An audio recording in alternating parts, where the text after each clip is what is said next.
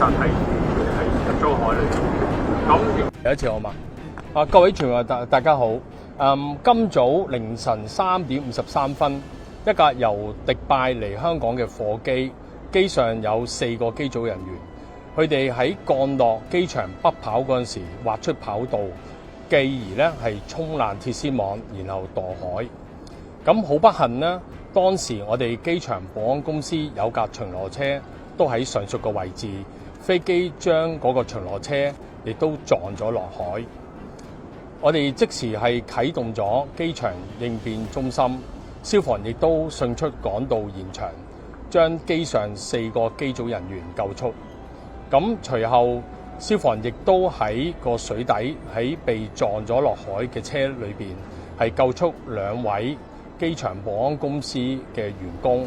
好不幸，佢哋2個都分別喺現場同埋喺醫院係離世。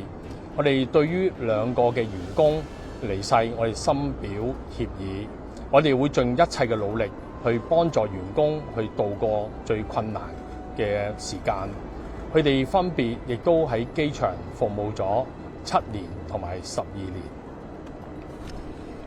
我哋根據我哋現場嘅資料，我哋事發當時天氣同埋跑道嘅情況都係適合運作。咁機管局同埋將會其他嘅部門將會協助飛機事故調查authority 啦。咁我哋會盡配合我哋去調查。咁大家都可能會關心今日嘅航班嘅運作係會點？